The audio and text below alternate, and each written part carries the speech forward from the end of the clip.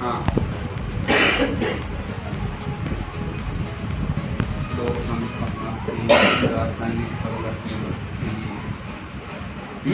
यही तो था लास्ट टॉपिक। चलो तो पिछली क्लास में सबने मालूम है ना, कार्य सेशन में लगे हमने। हाँ बताएंगे जितेंद्र भाई को, बताओ क्या क्या था डिस्कशन में पिछली क्लास में हमने। अगर हमें किसी के विलोपन की दर निकालनी है, अभिकारक की निकालेंगे, वो भी सीधी बात है, ठीक है। उत्पादक की विलोपन की तो दर निकालेंगे नहीं, ठीक है। तो अभिकारक के विलोपन की दर निकालेंगे तो कैसे निकालेंगे?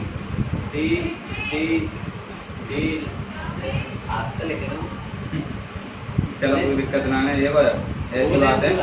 अगर क्लास अटेंड कर रहे हैं ना डेली, अब पीछे को याद करके आना, ठीक है, डेली याद करना हो, ठीक है।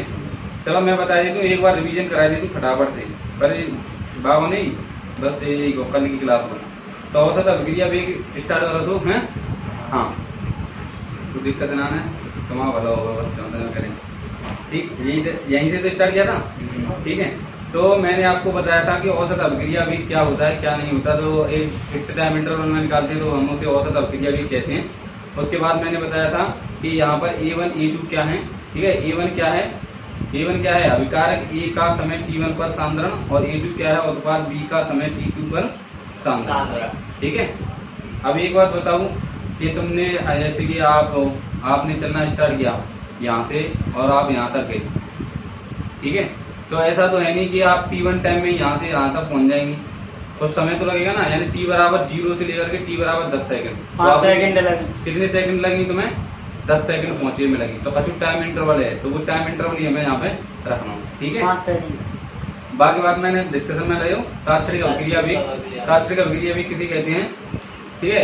एट द टाइम, यानी कि कहने का मतलब क्या है, अब तो बता दूं, किसी क्षण मतलब को एक पर्टिकुलर टाइम पर पूछ लिए हुए 10वीं सेकंड, 9वीं सेकंड, 1 सेकंड, एक टाइम दे दियो हमें, तो भाई अभिक्रिया भी हम क्या कहेंगे? इंस्टेंटेनियस रेट ऑफ रिएक्शन या फिर तात्क्षणिक अभिक्रिया, ठीक है। अब आगे बाद मैंने डिस्कशन में रहे तो कि स्टोइकोमेट्रिक कोएफिशिएंट के रूप में हम अभिक्रिया वेग कैसे ज्ञात करें, ठीक है। यही तो डिस्कशन में ले हो, हाँ। तो बताएंगे जैसे कि रेट ऑफ रिएक्शन फाइंड करनी है हमें, हाँ। माइनस चिन्ह कौन की का लगाते हैं जितेंद्र? माइनस चिन्ह किसके लिए लगाते हैं?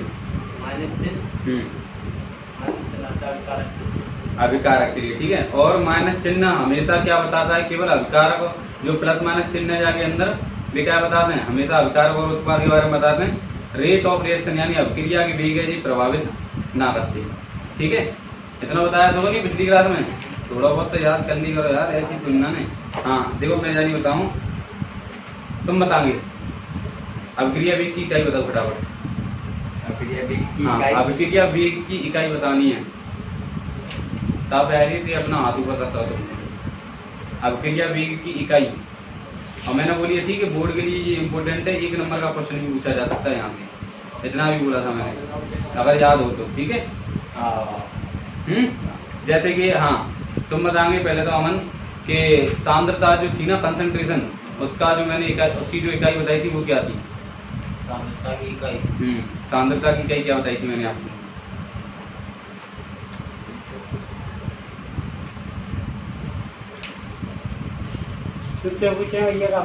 सांद्रता की इकाई क्या बताई थी मैंने आपको? भाई मुझको क्या करना है, अभिकारक जो है अभिक्रिया का वेग, उसकी इकाई ज्ञात करनी है, ठीक है। तो अभिक्रिया के वेग का फॉर्मूला याद है उसी को, सांद्रता बट्टे समय, यही तो होता है। सांद्रता बट्टे समय, यानी कि समय की इकाई आनी चाहिए मन में, पहली बात। दूसरी बात ये कि सांद्रता की इकाई आनी चाहिए, ठीक है। सांद्रता की इकाई मैंने बताई थी क्या होती है? मोल प्रति लीटर, मोल प्रति लीटर, तो उसे फॉर्मूले में रख देंगे। तो अब तो बताया दूं क्या होते हैं? मोल प्रति लीटर प्रति सेकंड, मोल प्रति लीटर प्रति सेकंड का होते हैं अभिक्रिया वेग की इकाई। ऐसा मत भूलो, ऐसा मत भूलो, अन्यथा तुम्हारे का हानिकारक है सब, ठीक है। बाकी बात है जैसे कि मैंने एग्जांपल देकर बताया था, एक अभिक्रिया है A प्लस बी क्या बनाती है? P प्लस Q बनाती है, ठीक है, इस अभिक्रिया के लिए, ठीक है। अब एक बात बताएंगे, तुम बताएंगे रोहित कि यहाँ पर जो अभिकारक हैं उनकी सांद्रता कम होगी या बढ़ेगी? हाँ सीधी सी बात है, हम सोचे हुए कोई दिक्कत ही ना नहीं, क्योंकि अभिकारक की सांद्रता हमेशा ही कम होनी है, ठीक है, अगर कमी नहीं होगी तो रिएक्शन हो ही नहीं रही है। अगर मान लीजिए ए और बी की सांद्रता कम नहीं हो रही है, इसका मतलब क्या है कि रिएक्शन नहीं हो रही है, अभिक्रिया आगे बढ़ ही नहीं रही है और उत्पाद बन नहीं रहे हैं। यही तो है ना, और कुछ हो सकता है? इसका मतलब कुछ नहीं हो सकता। फिर मैंने बताया था कि ए के विलोपन की दर, इसका मतलब क्या था कि rate of dissociation of A. ROD find करेंगे, आरओडी ज्ञात करेंगे क्या की? ए की। ठीक है, तो ध्यान रखना इसके आगे हमें माइनस का साइन लगाना पड़ेगा। यही तो था बस, और बाकी बात डिस्कशन में रही। हाँ, एक बात और बताइए थी, सब बोलो जल्दी से। अभिक्रिया वेग धनात्मक होता है ऋणात्मक होता है? हमेशा, जो बोलनी है हमेशा धनात्मक होता है। ठीक है, इतना ही बताया तो। चलो अब एक सवाल लिखेंगे, ठीक है, और सॉल्व करेंगे सब बच्चा। ठीक, लिखो क्वेश्चन लिखो अपनी क्लास को। पहला सवाल है, पहला सवाल भाई केमिस्ट्री के अंदर प्रश्न संख्या फर्स्ट।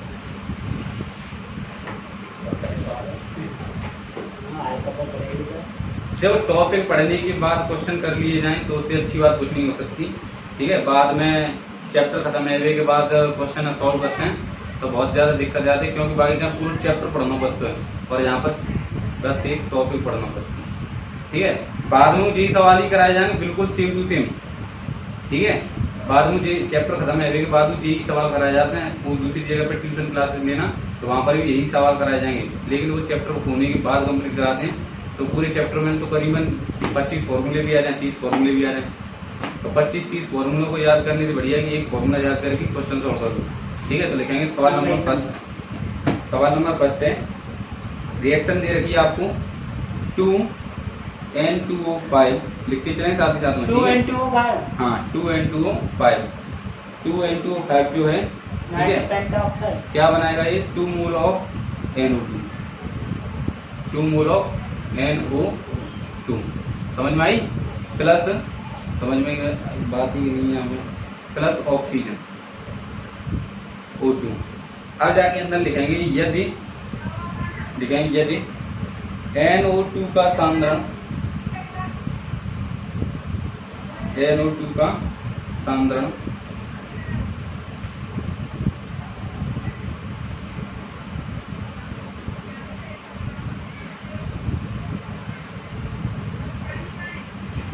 यदि NO2 का सांद्रण कितना दे रहा है आपको? लिखेंगे 1.6 इंटू 10 टू पावर माइनस की 2 मोल। ठीक है, 1.6 इंटू 10 टू पावर माइनस की 2 मोल।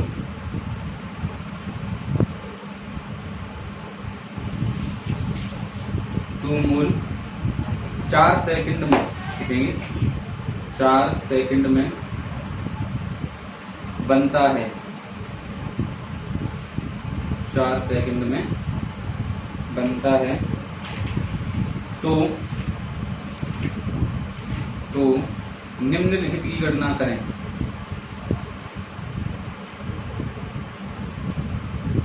तो निम्नलिखित की गणना करें। ठीक है, नंबर फर्स्ट है, क्या क्या याद करना है आपको? नंबर फर्स्ट, NO2 के निर्माण की दर, NO2 के निर्माण की, NO2 के निर्माण की दर। सेकंड है O2 के निर्माण की दर,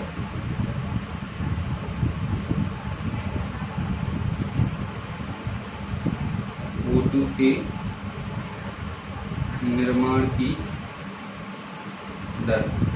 थर्ड है, तीसरा है N2O5 के विलोपन की दर, N2O5 के विलोपन की दर। फोर्थ क्वेश्चन है जी के अंदर, नेट बतानी है तुम्हें अभिक्रिया का वेग, अभिक्रिया वेग या फिर दर। ठीक है, तो चारों क्वेश्चन हमने सॉल्व करो फटाफट से जल्दी। ठीक है।